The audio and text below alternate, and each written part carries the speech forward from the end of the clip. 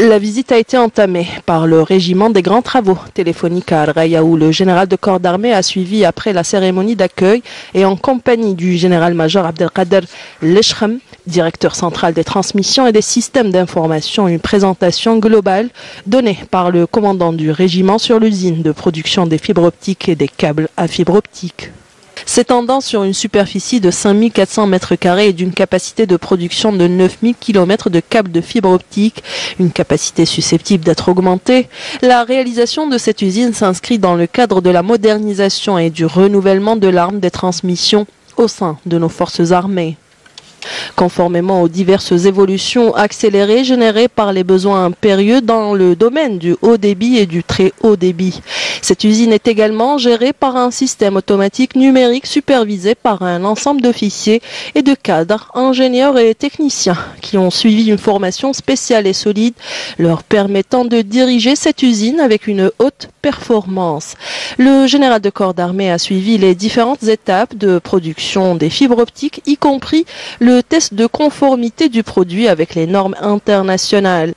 Lors de la deuxième étape de cette visite et au niveau de l'établissement central de rénovation du matériel des transmissions, le général de corps d'armée a inauguré un ensemble de chaînes de montage des équipements de télécommunications filaires et sans fil où s'effectue l'assemblage de différents équipements de télécommunications de la nouvelle génération de pointe à l'instar des stations hertziennes numériques, des standards téléphoniques numériques, de divers équipements de téléphonie ainsi que des équipements de télécommunications internes. Le général de corps d'armée s'est enquis de près des prototypes de ces équipements et a suivi la chaîne de leur fabrication. Ensuite, le général de corps d'armée a rencontré les cadres et les éléments de l'établissement où il a prononcé une allocution d'orientation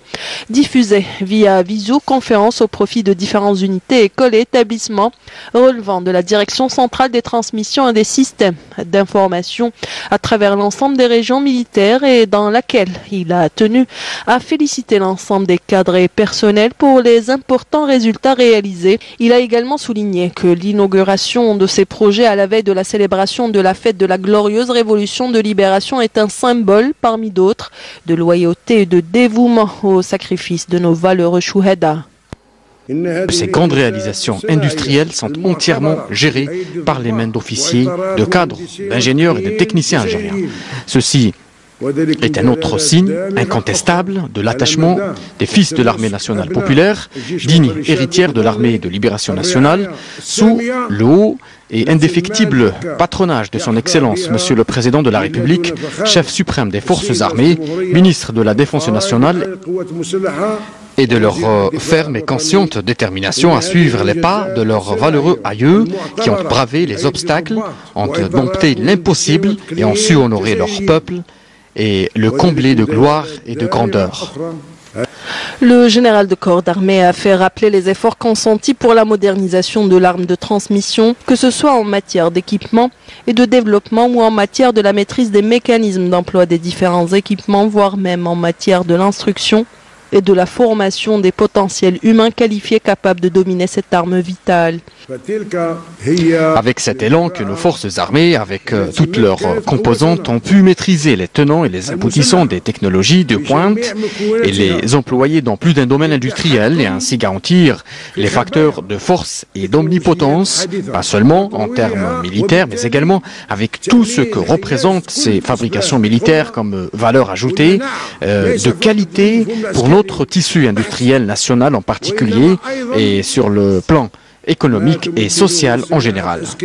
À l'issue, le général de corps d'armée a écouté les interventions des cadres qui ont affirmé leur capacité effective à maîtriser tous les équipements de pointe mis à leur disposition et réitéré leur entière disponibilité à la satisfaction de tous les besoins de l'armée nationale populaire en termes de moyens de télécommunication de pointe et de haute qualité.